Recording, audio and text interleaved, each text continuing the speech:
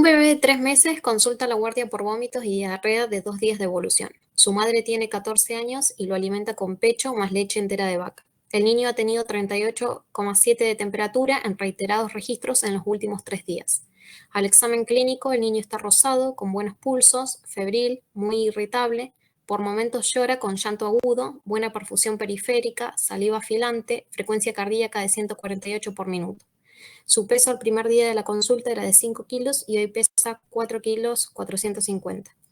¿Cuál es su impresión diagnóstica? ¿Cuál es el tratamiento que le indicaría? ¿Qué estudios complementarios solicitaría y por qué? ¿Qué modificaría de acuerdo a los resultados de los mismos? ¿Y qué complicaciones podría tener este paciente? Bien. Bueno, usted creo que, insisto, a lo mejor ya según me dijo la doctora Ávila, lo habían charlado a este caso. ¿Qué particularidades, qué les llama la atención, qué es lo que piensan? Si quieren seguir la secuencia de preguntas de las consignas, lo hacemos. Si no, lo charlamos un poco más desarticulado. ¿Cuál es la impresión diagnóstica, por ejemplo? Vamos a empezar por ahí. Nosotros pensamos deshidratación grave por el déficit del 11% del peso. Muy bien. Muy bien. O sea, ustedes valoran el peso como dato objetivo puntual para calcular el estado de hidratación. Sí. Bien. ¿Y qué les llama la atención digamos, si bien coincido con ustedes, por el peso el niño está deshidratado grave? Pero tiene algo característico esta clínica del niño que llame la atención porque por lo que... En la clase habíamos hablado que clínicamente era moderado a grave. Bien. ¿Y por qué se inclinaron? O sea, pensaron que era moderado a grave, ¿por qué motivo? Porque por el peso, como dijo Isabel. Claro, sería grave. Claro. Por los buenos pulsos. Por los buenos pulsos, ¿por qué más? Porque el niño está rosado y... Sí, estaba ahí entre moderado y grave. Sí, sí. Bien. Bueno, en la segunda consigna dice cuál es el tratamiento que le indicaría. Que hablaron en la clase.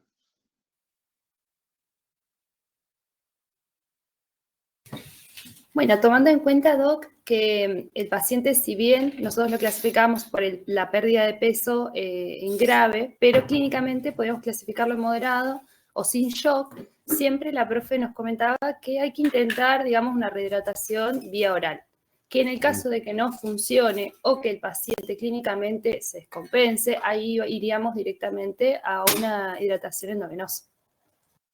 Bien. Pero siempre intentábamos, como en primer lugar, digamos, en un paciente estable, la rehidratación oral.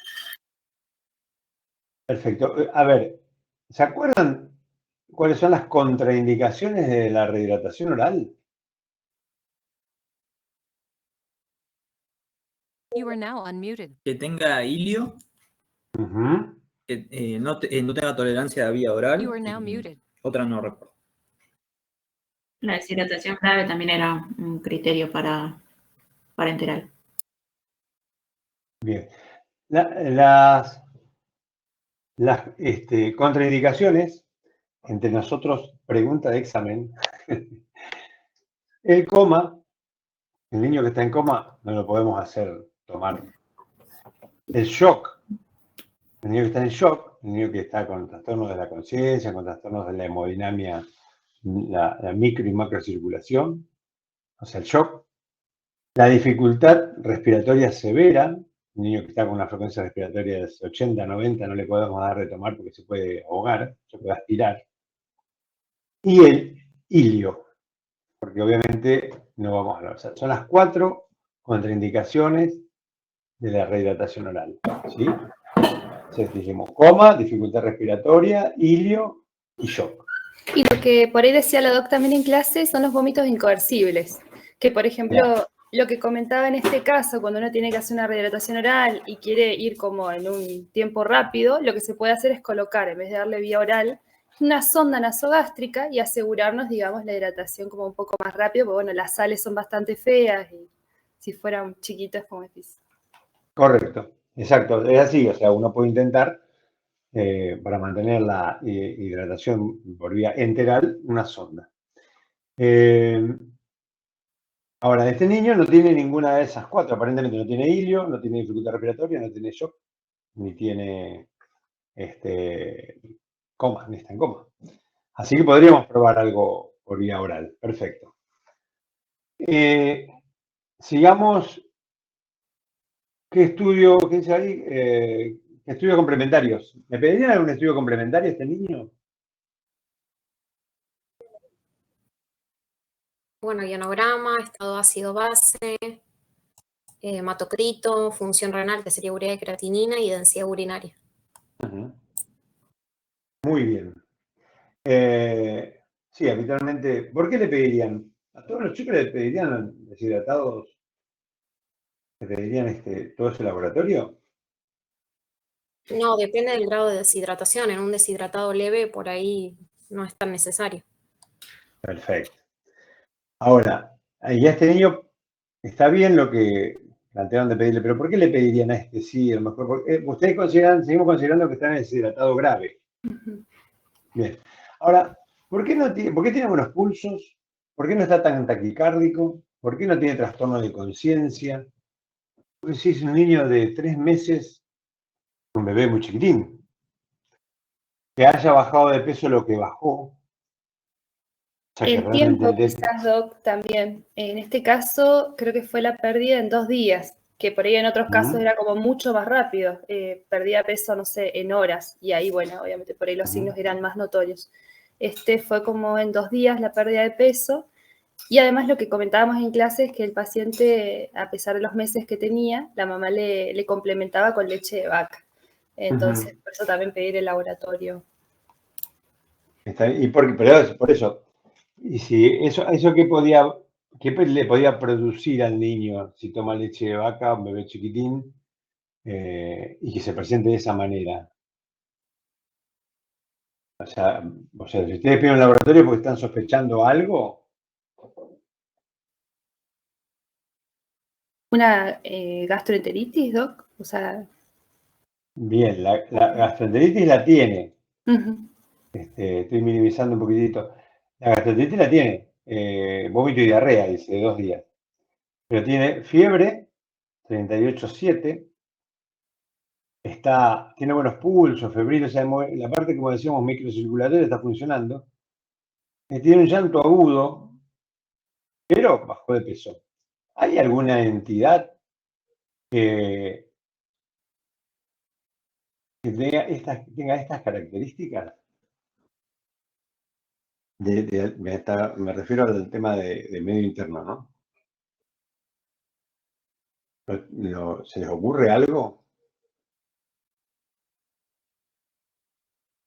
Bueno, vamos a suponer que le pedimos laboratorio. Yo les cuento un poco el laboratorio porque yo soy el bioquímico. Porque en la tercera dice por qué le pido ese laboratorio. Viene me dijeron que le pedían, a ver, voy a anotar, una urea. ¿Qué más? Urea. Ionograma. Iono. You are now unmuted. Iono, estado ácido base. You are now muted. ¿Algo más? Densidad urinaria. Bueno, yo le paso el laboratorio. Tiene una urea de 0,50. ¿Sí? Tiene un estado ácido base con un pH de 7,28, un bicarbonato de 14, una CO2 de 24, 25, pongamos. Un ionograma con 168 de sodio y 4,2 de potasio. Y una densidad urinaria de más de 1020. Bueno, ¿qué le llama la atención?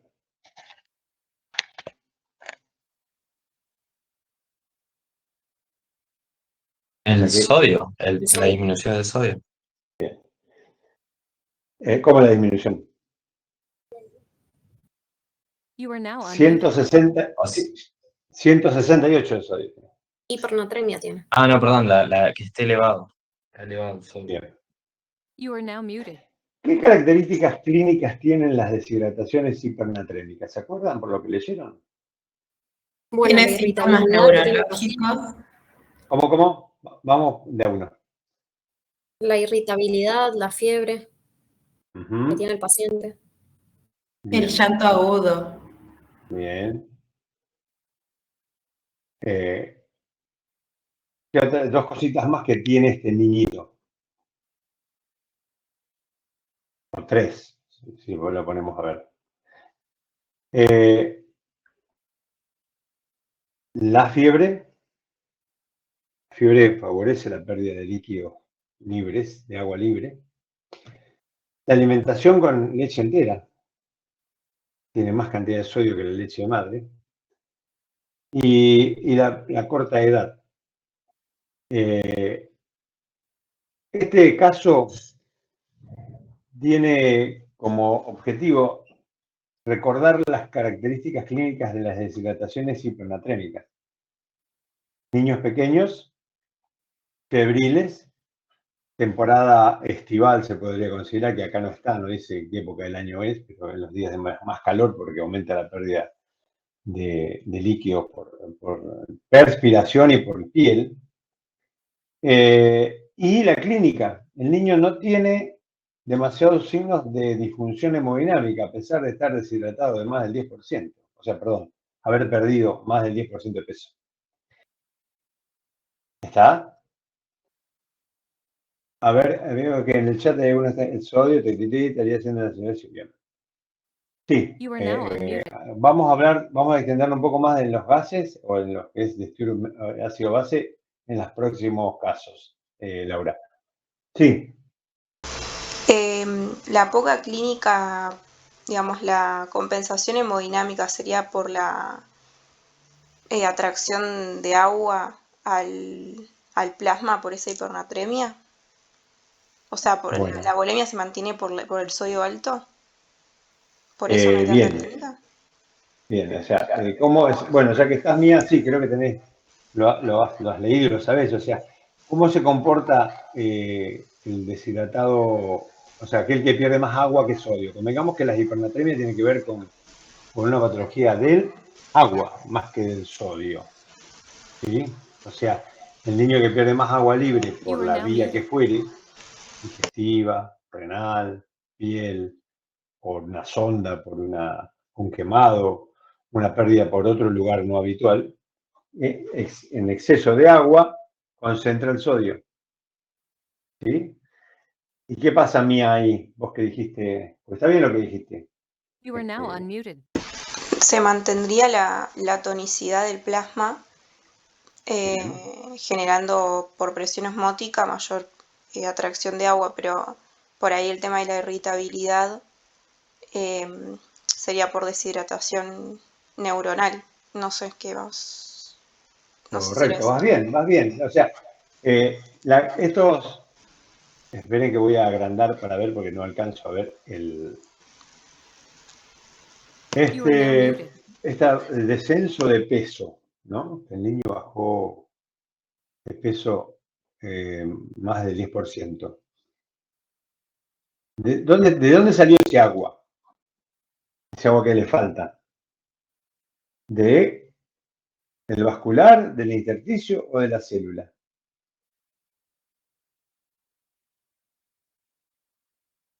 De la célula. De la célula. Claro, o sea, lo que a medida que el paciente va perdiendo agua libre, y a la par de perder agua libre, porque este niño tiene diarrea, tuvo vómito y tuvo fiebre, la mamá le ha dado leche que tiene alto contenido de sodio. Por lo tanto, el balance de sodio en relación al agua es positivo. El sodio es el principal catión extracelular, ¿sí? El que mantiene la osmolaridad. Esa presencia de sodio elevado en el vascular hace que el agua salga desde el intersticio al vascular y a su vez el intersticio al deshidratarse deshidrata la célula. Entonces, en realidad pasa agua de célula al intersticio al vascular. Y hemodinámicamente el paciente no tiene pinta de estar chocado. Tiene buenos pulsos, está normotenso, tiene buen color. Y obviamente, como decía Vicky, no sé si era mía o quién, que se deshidrata la neurona y es uno de los síntomas de deshidratación neuronal, la irritabilidad, la hipertonía, el llanto agudo. E insisto, lo que le dije al principio, es la población más frecuentemente perseguida por la hipernatremia. Los bebés chiquitines que se alimentan con alimentación no de mamá. Entonces, siempre tengan presente que cuando hay un descenso de peso marcado, con una clínica de disfunción hemodinámica no tan florida, es un niño que está relativamente bien desde lo hemodinámico, y con esos síntomas neurológicos de llanto agudo, de irritabilidad, de trastorno del sueño, piensen que puede tener alguna alteración hidroelectrolítica que sería conveniente pesquisar. Cuando ustedes piden el laboratorio y yo les cuento que tenía 168 de sodio, ustedes confirman que tienen diagnóstico de hipernatremia. Bueno, ¿vamos hasta ahí? Sí, La pregunta que sigue, la consigna que sigue es, ¿qué modificaría de acuerdo al resultado del laboratorio? Ustedes ahora tienen un bebé deshidratado de más del 10%, pequeñito, 3 meses, 5 kilos de peso, con un sodio de 168. Ustedes habían iniciado, y está correcto, una hidratación oral. ¿Siguen con la misma idea?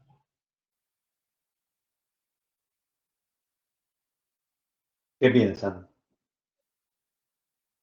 No, tendría que ser endovenoso para también regular el sodio, porque en las sales tenés mucho sodio y tenemos que corregir también el sodio.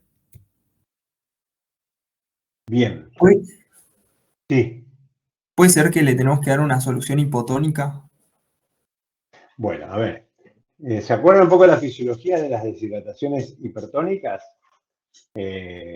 ¿Alguien recuerda cómo se comportan los compartimentos? ¿Cuáles son los cuidados que hay que tener? Bueno, a ver, lo que le contaba recién cuando hablábamos, ¿de dónde pierde? Este paciente en 2 días perdió agua y el agua que fue perdiendo proviene del interior de las células, no solamente de las neuronas, todas las células, las musculares, las de piel, de todos lados. Hay, digamos, con un vascular relativamente estable. ¿Se acuerdan qué pasaba en las neuronas cuando hay una hipertonía del vascular o del intersticio? O sea, ¿qué pasa dentro con los moles, con los iones? ¿Se acuerdan? ¿Leyeron eso? Hay mecanismos de adaptación celular que hay que tener en cuenta y a la hora de rehidratar y cambiar el tipo de solución, por ejemplo, en este paciente que neurológicamente, digamos, no tiene una descompensación, está estable, no podríamos hacer, digamos, no buscaríamos corregir la hipernatremia tan rápido. Teniendo en cuenta en esto, que la célula ya empezó mecanismos de adaptación, digamos, a este medio hipertónico. Si yo lo corrijo rápido, puedo producir, digamos, lo contrario. Perfecto. O sea, está bien. Esa es la idea. Por eso, a ver, algunas consideraciones. Las células en general, pero con particular énfasis en las neuronas, a medida que van viendo que se van deshidratando y como mecanismo de defensa, empiezan a producirse unos osmoles idiógenos a partir de aminoácidos, básicamente la taurina, pero hay otros aminoácidos, que exactamente, ahí lo dice Isaac, para evitar digamos, la salida de agua desde la neurona. Se trata de lograr un equilibrio entre la osmolaridad del vascular y la osmolaridad intracelular, para evitar el flujo de agua desde la célula al vascular. Entonces, se pone hipertónica la célula neuronal a expensa de esos osmoles. Si uno le administra líquido hipotónico o inclusive isotónico rápidamente, baja la osmolaridad del vascular y la osmolaridad del intracelular pasa a ser mayor y súbitamente ingresa agua del vascular y del intersticio a la célula, lo que hace que la célula se dematice y muchas células dematizadas a nivel del sistema nervioso central puede producir un edema cerebral agudo y la muerte del paciente. Por eso, la rehidratación de la hipernatremia, pregunta de examen, debe ser lenta, como dijo Ileni. ¿Y qué pasa con un bebé de 3 meses o con cualquier persona que esté deshidratada hipertónica? Si yo les doy agua, si ustedes se deshidratan, se van a caminar a la barda en verano 8 horas, seguramente van a tener un sodio alto porque perdieron mucho líquido por transpiración. Y lo que más van a tener es sed. Si ustedes toman agua libre rápidamente, puede ocurrir este tipo de alteraciones. O sea, el paciente que está deshidratado tiene sed y el que está deshidratado hipertónico más sed todavía. Entonces, si lo exponemos a tomar por vía oral, corremos riesgo de que el niño se sobrehidrate rápidamente. ¿Se entiende? Si bien la hipernatremia no es una contraindicación absoluta de la rehidratación oral, podríamos considerarla una contraindicación relativa. Es preferible manejarnos por vía endovenosa, de manera que podamos regular el flujo de agua, podamos darles tiempos al paciente para hidratarlo en forma lenta. Y se rehidrata. ¿Cómo se rehidrata? ¿Se acuerdan? ¿Han leído cómo se rehidrata de acuerdo al nivel del sodio? ¿Al nivel del sodio sérico?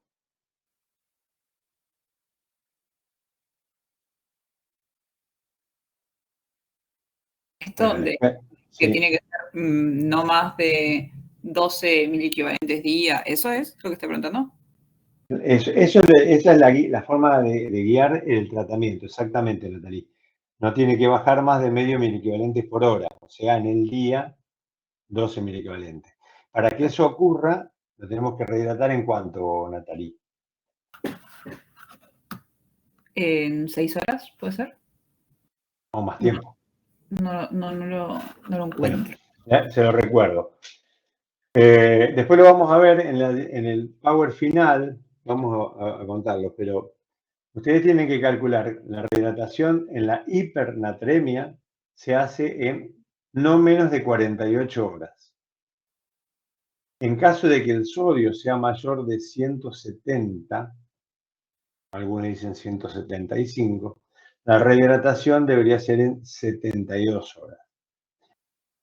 Si se acuerdan de los planes de hidratación que hablaron con la doctora Ávila, yo le debo poner a este pacientito, voy despacito y cualquier cosa me preguntan, voy a agrandar la pantalla para ver el caso clínico mejor.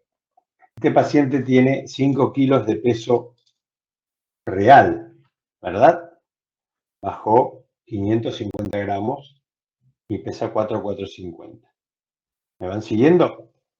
Estos 5 kilos le llevan de líquidos basales 100 mililitros por kilo y por día. ¿Sí? O sea, serían 500 mililitros en las primeras 24 horas. Y el déficit, que en este niño vemos que tiene 550 gramos de déficit, bajó eso de peso, se lo voy a dar en 2 días. No le voy a dar 550 en las primeras 24 horas. Voy a dividir 550 dividido 2. Me va a dar 275 mililitros el primer día y 275 mililitros el segundo día. Entonces, el primer día le voy a indicar una venoclisis, o sea, una hidratación endovenosa, que le administre 775 mililitros en el día. 500 de basal y 200, 500 de basal y 275 de la mitad del déficit. Al día siguiente hago lo mismo, 500 de basal y los otros 275 mililitros. ¿Se entendió? Sí, profe. Perfecto. En caso de que tenga más de 175, puedo dividir ese déficit en 3. Entonces doy 500 y una tercera parte, al día 2, 500 y otra tercera parte, y al día 3, 500 y la otra tercera parte. La idea es que la cantidad de agua que tiene de déficit se administre lentamente. Bueno, por último, ¿qué complicaciones puede tener un hipernatrémico?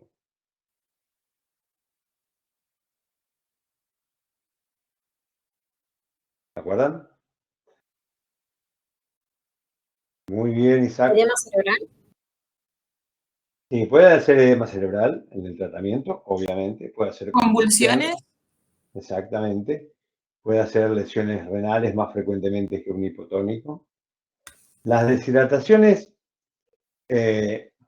deshidrataciones hipernatrémicas tienen una mortalidad 4 veces más elevada que las iso o hipotónicas. Isaac, vos pusiste síndrome de desmielinización póntina o desmielinización osmolar. Eso puede ocurrir en la hipernatremia, pero es mucho más frecuente en la hiponatremia cuando uno corrige rápidamente el sodio, pero para arriba. En la deshidratación hipernatremica, lo más grave son las complicaciones neurológicas por edema cerebral por rehidratación rápida. Bueno, entonces, para ir redondear este caso, niño pequeño que toma alimentación mixta, que está expuesto a alta temperatura ambiente, que tiene temperatura corporal elevada en forma sostenida, que tiene una pérdida extra exagerada, como este niño hace diarrea, y que se presenta con un estado clínico y hemodinámico bastante aceptable para el descenso de peso, piensen en hipernatremia y antes de jugarse por un plan de rehidratación habitual, como puede ser en 24 horas o en 6 horas si juegan por algo oral, chequeen el sodio para evitar complicaciones agregadas a la patología en sí. ¿Estamos? You are now unmuted. ¿Alguna pregunta? You are now muted. Bueno, una Profe, última cosita. Sí, Isabel. Disculpe. ¿Monitorizamos a este paciente con un ionograma cada cuánto?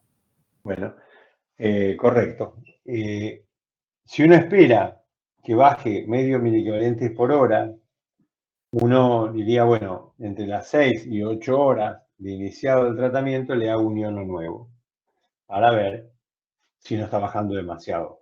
Supongamos que ustedes le hagan a las 8 horas, ustedes dijimos que tiene que bajar medio miliequivalente por hora. O sea que en 8 horas tendrían que bajar 4 miliequivalentes. O sea, de 168 que tenía al inicio, a las 8 horas debería tener 164. Si ustedes le hacen un ionograma y en vez de tener 164, tienen 160, quiere decir que se están pasando de velocidad con el agua. Entonces lo que tienen que hacer es disminuir el goteo y en vez de rehidratarlo a lo mejor en 2 días, debemos ponerlo en 3 días. ¿Está bien? Sí, profe. Y por último, no es para confundirlos más, en este nene tuvimos la suerte de tener el peso. ¿Sí? Sabemos que bajó 550 gramos. Puede ser de que ustedes no tengan el peso previo. Lo traen igual. Olvídense de los 5 kilos que pesaba este chico. Que vienen y lo pesan ahora 4 kilos 450 y lo ven que está con clínica de hipernatremia y le ven que tiene un sodio de, dijimos, 168. ¿Cómo calculan el agua, el déficit de agua libre, si no saben el peso? Con este chico le dijimos, bueno, bajó medio kilo de agua. ¿Pero saben cómo calcular? A ver. Sí, la Profe. doctora nos comentó que se podía usar el percentilo 50 para la edad del peso, digamos. Sí, podía ser, pero... Yo Sí, sabía una regla que era cada mili equivalente de sodio por encima de 150 es la pérdida de 4 mililitros de agua por kilo. Entonces, yo hago la cantidad de mili equivalentes por encima de 150, lo multiplico por 4 mililitros y ese resultado lo multiplico después por el peso del niño. muy bien, es así, Néstor. Vamos a suponer, este fue casualidad, no sé si la pegué o no, yo dije 168, pero sí 168, no está preparado esto. Este decíamos tenía 168, ¿verdad? ¿Cuánto tiene por encima de 150? You are now 18. unmuted. You are 18. now muted. Si a 18 lo multiplicamos por 4, me da 72, ¿verdad? No tengo calculadora que lo estoy haciendo abajo. 18 por 4, 72. Esos 72 mililitros hay que multiplicarlo por kilo, como dijo Néstor, y ese es el déficit de agua, Si este chico tiene 4 kilos 400, en el momento que lo examinamos, está seco, 4,400 por 72 son, a ver, si me permiten, saco una calculadora que tengo acá. 320 mililitros, ¿puede ser?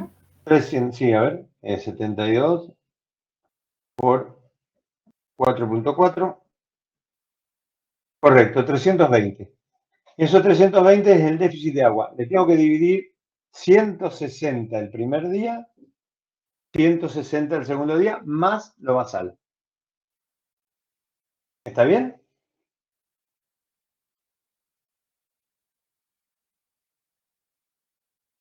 Sí.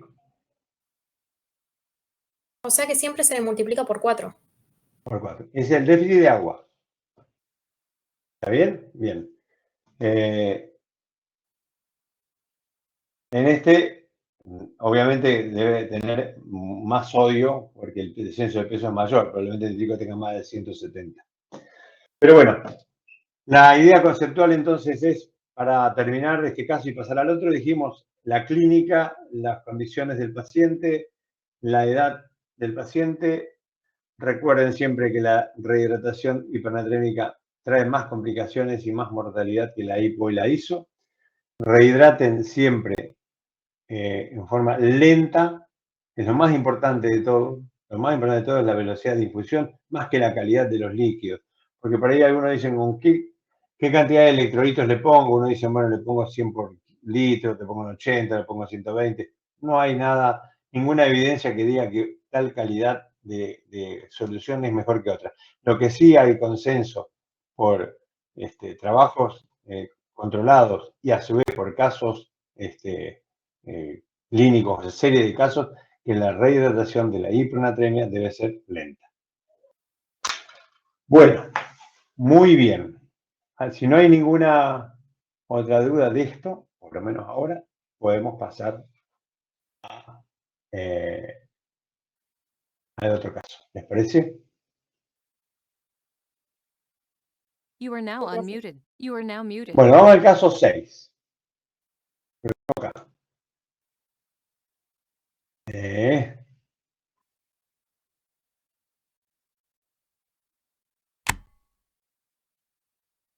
A ver, esperen que tengo que compartir aquí la pantalla.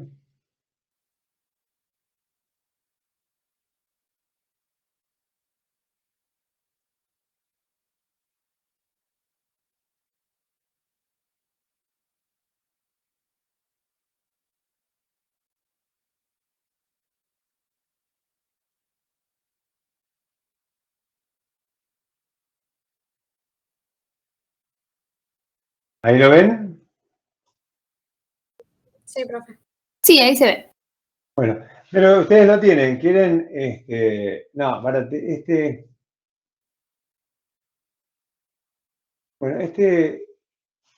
medio Claro, que se relacionaba al 5. sí, Era está la relacionado al continuación del 5. 5. Pero vamos a dejarlo para lo último, el 6. Esperen un poquito. Vamos a ver el 7.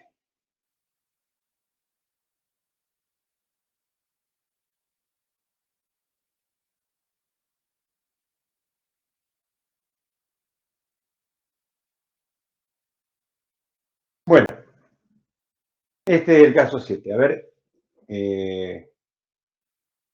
no sé si ustedes lo tienen agrupado. Ya se agruparon para hablar y lo charlamos. ¿Lo leo, profe? Sí, por favor. Un niño de 7 meses, portador de una cardiopatía congénita, es traído a la guardia por diarrea, gran decaimiento y fiebre de 38 grados. El cuadro comenzó hace 48 horas. El paciente toma, por su patología de base, dioxina y furosemida. Al examen clínico usted lo nota muy decaído, vigil pero poco activo, conectado, hipotónico, con el abdomen muy globuloso pero blando, frecuencia cardíaca de 100 por minuto y afebril. ¿Qué le indicaría a los padres? ¿Cuál es su impresión diagnóstica? ¿Qué estudio solicitaría y por qué? ¿Qué tratamiento indicaría? ¿Qué y cómo modificaría el tratamiento según resultados de estudios complementarios? Bueno, ¿qué opinan de la clínica de este niño? ¿Qué les llama la atención? A mí me llama la atención la hipotonía, que está decaído, el abdomen globuloso. Bien. Y teniendo en cuenta los antecedentes del niño, o las características clínicas del niño, ¿tienen alguna presunción de algo o quieren preguntarle a los papás alguna otra cosa? Yo le preguntaría si tuvo un episodio similar previo, qué cardiopatía Bien, congénita en particular tiene, cuál es bien. la dosis de digoxina y furosemida que consume, si las Ujú. heces presentaron sangre, si orinó, los antecedentes prenatales y familiares. Bueno, te cuento, la cardiopatía es una cardiopatía congénita que tiene que ser operada, pero todavía no están dadas las condiciones según los médicos que lo tratan. La dosis de digoxina y de furosemida es la adecuada porque lo vio el cardiólogo hace poco y que no le había pasado nunca esto. Lo que sí ha tenido diarrea bastante importante, bastante frecuente, abundante y muy líquida. ¿Cuántas veces por día? Muchas, todos los pañales tenían caca. ¿Desde hace cuándo también es que tiene la diarrea? 48 horas más o menos empezó con diarrea. ¿Y viene este decaimiento, se presentó de forma abrupta o fue ahora en el último tiempo? Desde que empezó con la diarrea, a las pocas horas, diría yo 6, 8 horas de empezar con diarrea, empezó a decaerse, a dejar de comer, se puso más panzón. ¿La diarrea no está acompañada de sangre? No,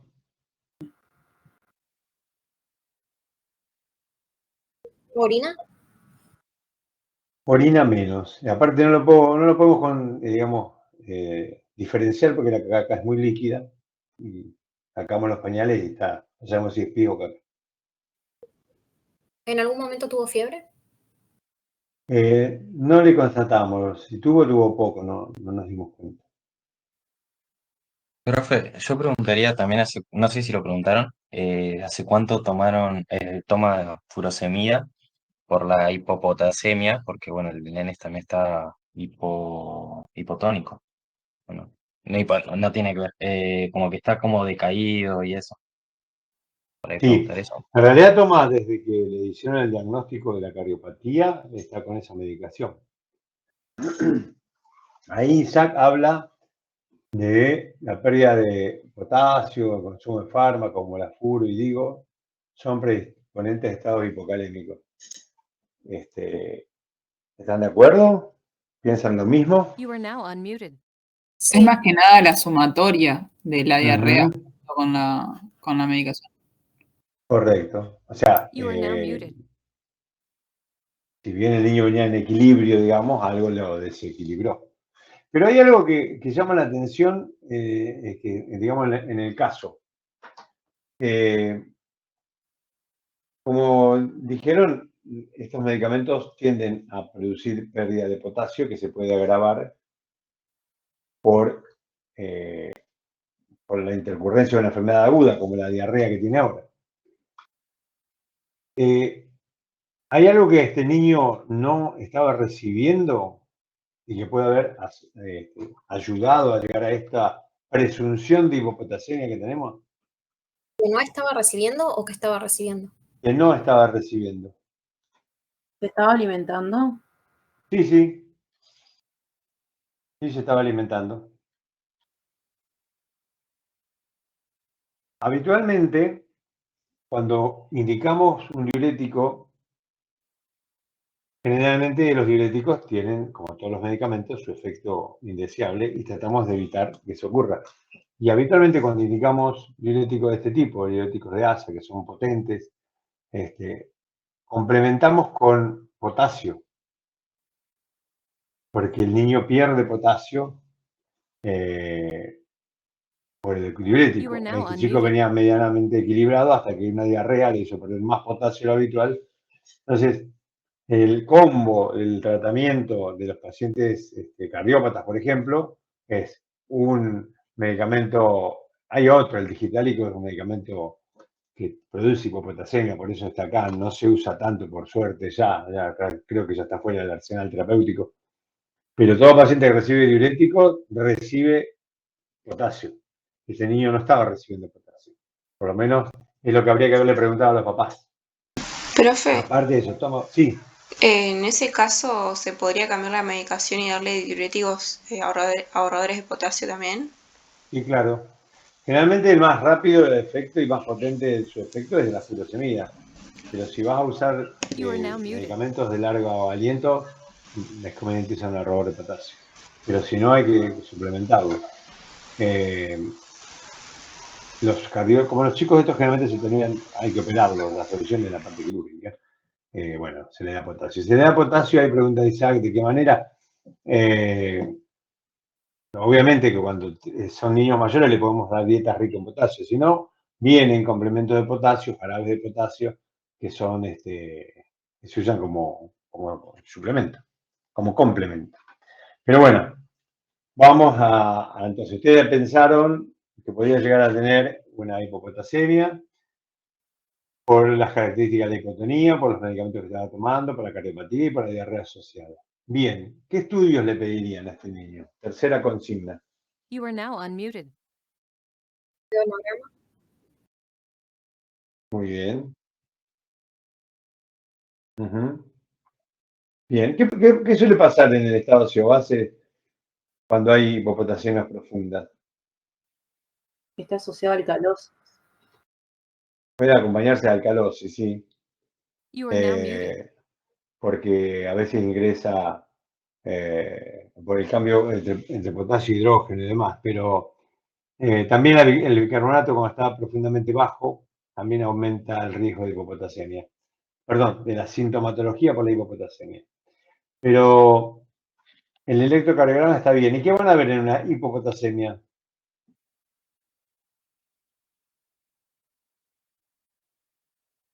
Isaac pregunta si puede haber una acidosis metabólica. Sí, claro, puede haber una acidosis metabólica asociada. Sí, hay una inversión de la onda T. O sea, la hiperpotasemia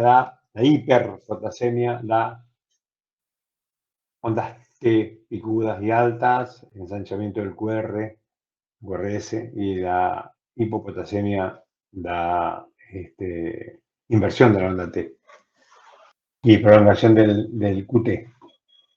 Perfecto.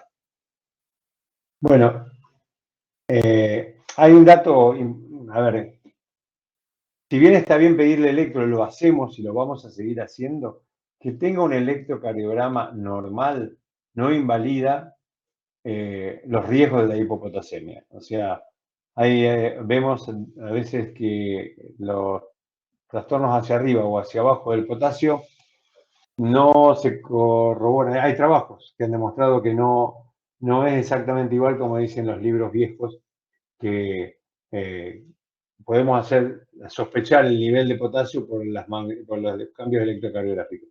Hay aumentos de potasio muy altos o disminuciones muy importantes que no se traducen con electros muy marcados. Así que es válido pedirle por si existe, pero si no existe cambio en el electro, no hay que minimizar la hipopotasemia o la hiperpotasemia. Bueno, ¿y el tratamiento? ¿Qué tratamiento le indicarían?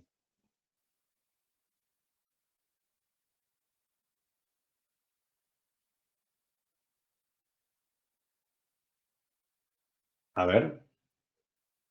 You are now unmuted. Se la ¿El administra tratamiento? por venas periféricas. Por eso, el tratamiento del potasio tiene que ver, o sea, tenemos que darle potasio, ¿sí? You are now muted.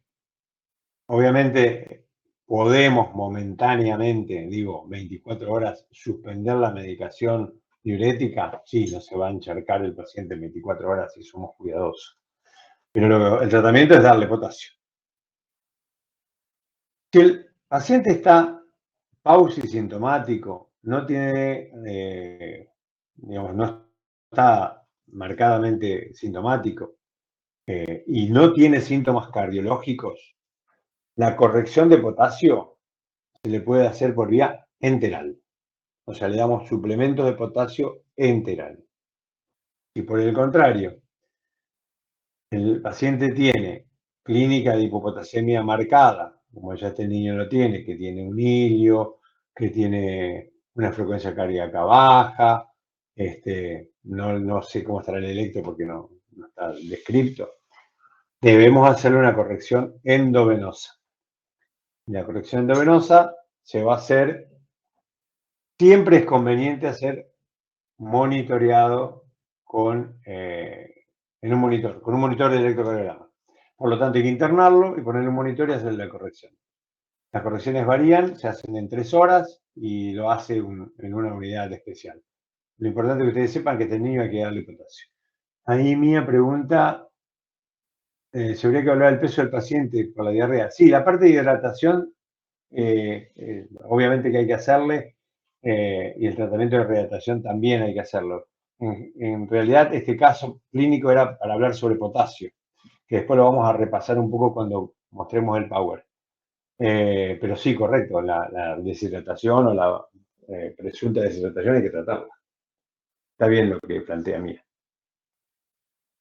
Bueno, Sí, vamos a... Sí, saben.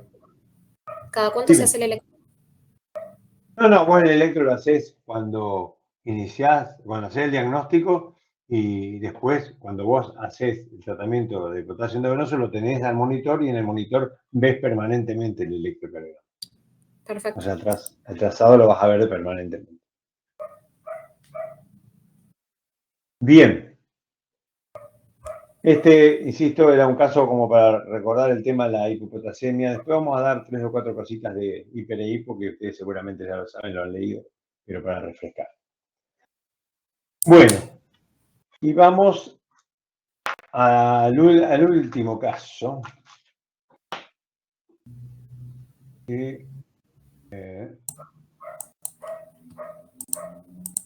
Vamos.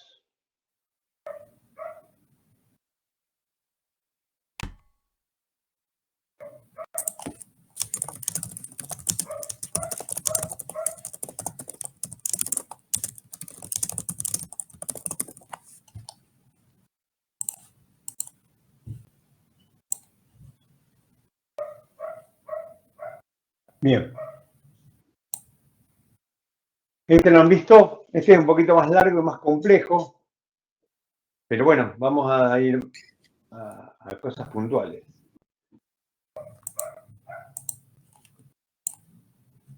A ver, ¿quién lo quiere leer y quién lo quiere comentar? Lo leo, profe.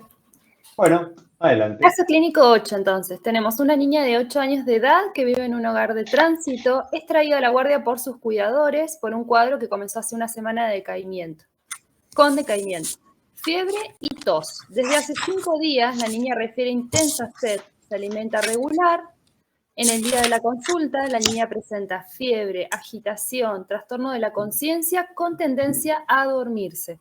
Frecuencia cardíaca 138, frecuencia respiratoria 56, respiraciones amplias, pulsos débiles y extremidades frías. Usted le solicita al laboratorio, el cual informa un hematocrito de 46%, los glóbulos blancos de 17.000, plaquetas de 220, una uremia de 0,58, leucemia de 5,8, calcemia de 8,7, ionograma nos da un sodio de 128, potasio de 7,2 y un pH de 7,02, bicarbonato de 7 y una PCO2 de 19, UTOR. Y bueno, las preguntas son, ¿cuál es la primera conducta que adoptaría? ¿Cómo la indicaría? Escríbalo. ¿Cómo interpretar estos resultados? ¿Cuál es el trastorno de base de esta paciente? Y bueno, y nombrar al menos 5 alteraciones metabólicas que presenta y explicarlas. Bien, hay una serie de datos interesantes para charlar. A ver. ¿Quieren comentar lo de la clínica? Y bueno, después vamos viendo el resto del laboratorio o algo de eso.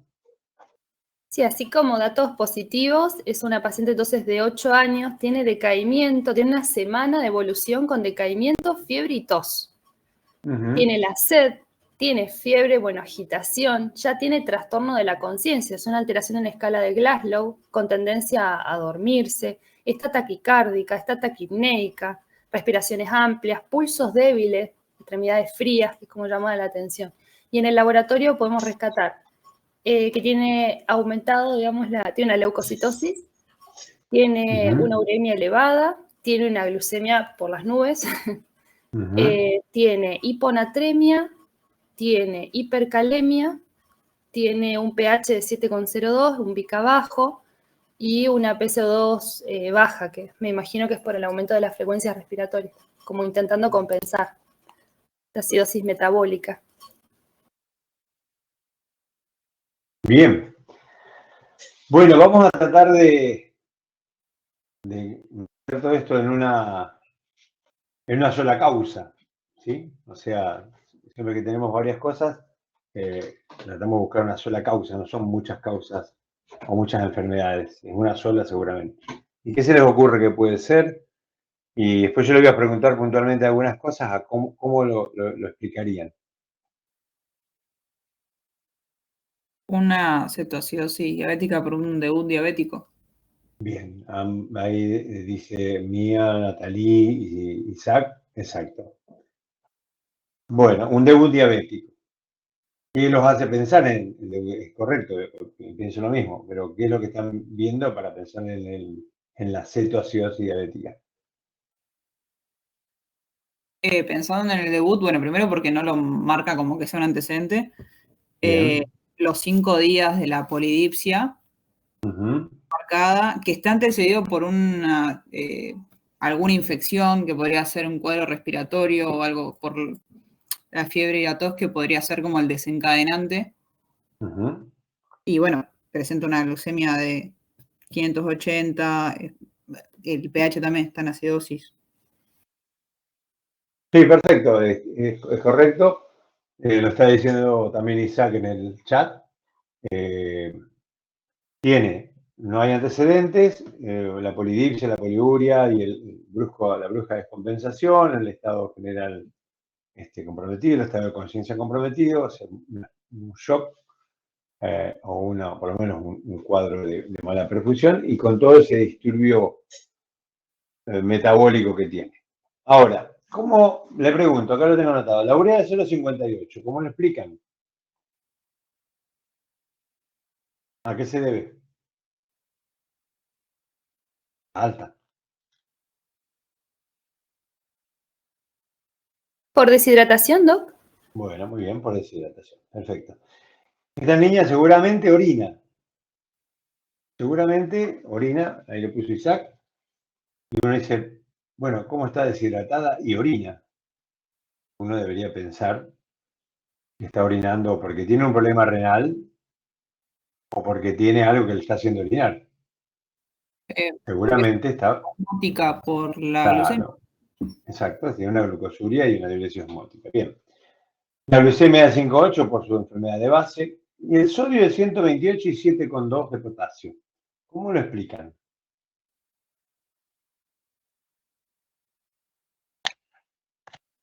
O sea, la hiponatremia, esa.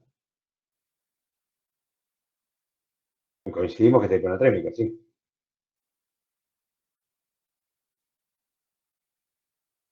Por la deshidratación. ¿Puede ser por la misma diuresis osmótica? Y que pierda sodio. Sí. Podría ser. No obstante, You are las now diuresis unmuted. osmóticas llevan más agua o sea, ustedes saben que la diabetes insípida, por ejemplo, si bien no es osmótica, pierde demasiado agua, pero la diuresis por manitol, por ejemplo, que a veces se usa para el tratamiento de edema cerebral, finalmente pierde más agua que sodio, entonces finalmente tiene la hipernatremia. Profe, ¿puede ser que la cantidad de glucosa que tiene en sangre genera aumento de la tonicidad plasmática y eso induce la liberación de hormona antidiurética, eso, digamos, aumenta la retención de agua y eso diluye el sodio? Más o menos, digamos. O sea, está bien la idea. En realidad, ¿se acuerdan en hiponatremia que había una cosa de la hiponatremia real? Pero hay un par de situaciones clínicas que tenemos que tener presente que tienen otra explicación y que no corresponde a una hiponatremia real. Una es la hiponatremia ficticia y otra la pseudohiponatremia. No sé si han leído al respecto. Claro, en este caso puede ser que sea por el aumento de la tonicidad que genera la glucosa y un pasaje del líquido intracelular al extracelular, entonces se produce una hiponatremia dilucional. Correcto, exactamente, es eso. O sea, la glucosa en general, en condiciones normales o así normales, o sea, con una glucemia entre 0,8 y 1, que tenemos todos, 0,7 y 1, no tiene valor en la determinación de la osmolaridad del cuerpo. Ahora, cuando el valor de glucosa excede en 5 o 6 veces, como tiene este caso, este paciente, sí tiene importancia osmolar. Entonces empieza a retener agua adentro del vascular, hace de que el sodio se diluya, pero no porque te falte sodio, no está diluido. Es una pseudo-hiponatremia. Perdón, una hiponatremia ficticia. La pseudo-hiponatremia, que es otra de las condiciones que no se ve en este caso, pero que tiene que ver con algunas condiciones de hiperlipidemia o de aumento de algunas proteínas, como el mieloma múltiple y demás, por una cuestión de lectura de los aparatos. Los aparatos, no todos, pero algunos laboratorios usan fotometría de llama. La fotometría de llama lee el sodio en la fase acuosa de la sangre, digamos, del plasma. Vamos a ver, la sangre tiene plasma tiene el suero. En la fase acuosa de la sangre, o sea, el suero, ahí lee el sodio. Cuando hay una cantidad de lípidos importantes, de proteínas, que el sedimento secuestra sodio, el sodio que se lee menos, pero el resto del sodio está en la parte sólida, digamos. ¿Se entiende? O sea, cuando uno, para que se entienda mejor, cuando uno saca sangre y centrifuga, se separa el suero, la capa lipídica y la parte de glóbulos. Cuando la capa lipídica tiene un valor muy grande, el sodio es secuestrado aquí y cuando lee el fotómetro, la parte líquida, o sea, lo que es el suero, lee menos sodio. Eso se llama pseudohiponatremia. Bien, volvemos para atrás, que no es el caso este. Este caso es una hiponatremia ficticia. Como dijeron ustedes, es la incorporación de agua por el efecto osmolar de la glucosa. ¿Se puede calcular cuánto baja el sodio de acuerdo al valor de la glucosa? ¿El sodio corregido, Doc? Sí. Claro, hay una fórmula para sacar el sodio corregido cuando tenemos, o sea, en relación a lo que es la glucemia. que acá justo la estaba viendo. La estoy leyendo en realidad, la cuento, es sodio sérico más 2 por la glucemia menos 100 dividido 100. O sea, toma en cuenta la glucemia para sacar el sodio corregido en la hiperglucemia. Bien. ¿Lo podés repetir a la fórmula? Sí, Doc. El sodio real sería el sodio corregido, sería el sodio sérico más 2 por, y bueno, y entre paréntesis, o sea, entre corchetes, glucemia menos 100 dividido 100 miligramos sobre decilitros. ¿Alguien lo hizo? Yo le voy a dar una más fácil. Cada gramo de glucosa por encima de 1 baja el sodio 1,6 milicovalentes. Por lo tanto, este niña, tiene por encima de 1, 4,8, ¿sí? Tiene 5,8 glucemia. ¿Está bien? O sea que tiene 4,8 por encima de 1. Si a eso lo multiplicamos por 1,6, a ver, 4,8 por 1,6, me da 7,7, 7,68. Así, eso se lo sumo a los 128. O sea que el paciente real tiene sodio 135,8. Por definición no está hiponatrémico. ¿Se entendió? Sí, o sea, siempre que tengamos una hiperglucemia, o sea, una alteración de la glucemia, tenemos que sacar el sodio corregido para tener en cuenta el real, sería. Correcto, exactamente. Tiene importancia por lo siguiente. Lo van a ver cuando ven diabetes, ¿no? Este tema no quiero hablar de diabetes porque es parte de otra unidad. Pero la causa más frecuente de muerte en los niños diabéticos son dos: la hipoglucemia y el edema cerebral consecuencia del mal tratamiento. El edema cerebral tiene que ver con el nivel de sodio. Es muy importante que cuando se hacen los tratamientos de la cetoacidosis se monitorice el ascenso del sodio, que tiene que ocurrir, porque si no ocurre es porque nos estamos pasando con el agua. Punto, nada más. No es para que no le van a preguntar esto en el parcial, pero es para que sepan. El sodio tiene mucha importancia en el tratamiento en el monitoreo del tratamiento.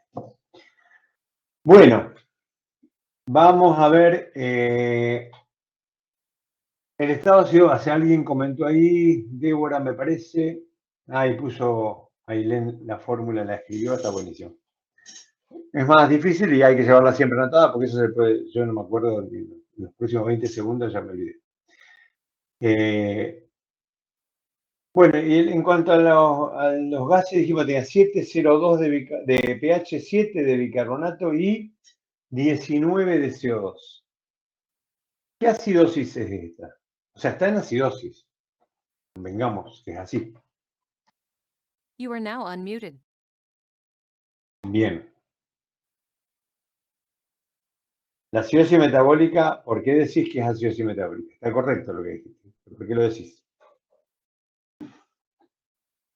Porque en este caso, al no poder metabolizar la glucosa, va a comenzar con un metabolismo anaerobio y eso genera aumento de ácido láctico y de protones, entonces se va a producir una disminución del pH por ese metabolismo anaerobio, digamos. Sí, pero a ver, en este niño diabético, ¿sí? Más allá de la alteración de la microcirculación y en la célula y la producción de ácido láctico, ¿cuál es la causa más importante de la acidosis? Los cuerpos cetónicos. ¿Cómo? ¿Los cuerpos cetónicos? Muy bien, pues se llama cetoacidosis, exactamente. ¿Cómo se puede, correcto, ahí lo puso Isaac y Ivana, ¿cómo podemos hacer diagnóstico de la acidosis, diagnóstico etiológico? O sea, Este niño es diabético y sabemos que, bueno, es una acidosis, una cetoacidosis. Pero si le llega un niño que no tenga una diabetes, ¿qué enfoque le damos a la acidosis? ¿Cómo enfocamos para saber? La acidosis puede ser por la acidosis metabólica, ¿no? Por dos motivos. ¿Se acuerdan cuáles son? Uno, a ver, Isaac, que lo está escribiendo ahí. ¿Y te animas a decirlo?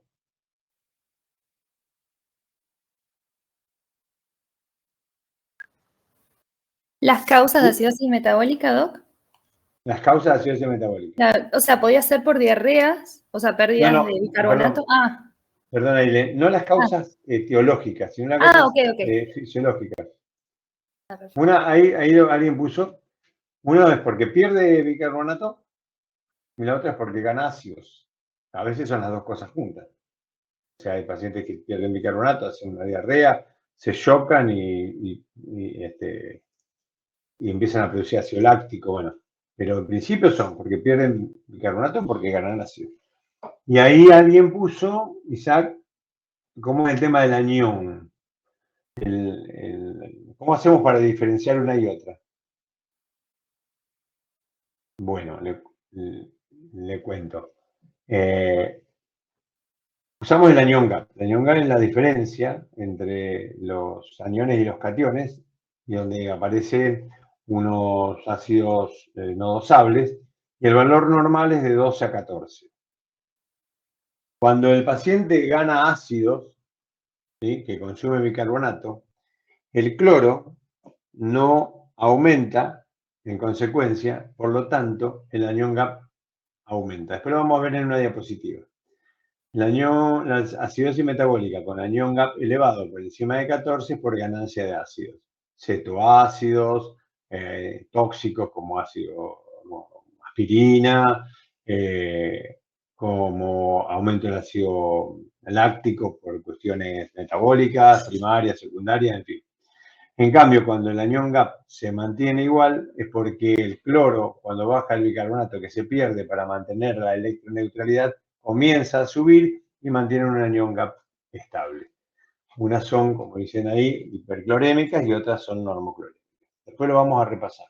En este caso, si hacemos el anión GAP, tenemos... ¿Alguien lo hizo el anión GAP? ¿Mía? ¿Vos lo hiciste? Que veo que lo escribiste. Tenemos... A ver. Nos faltaría el cloro acá, ¿no? Para hacerlo. O no sé, tal vez hay otra manera. Correcto. No, faltaría el cloro. Pero si querés te lo doy. Ponele que tenga 98 de cloro. A ver si lo hacen.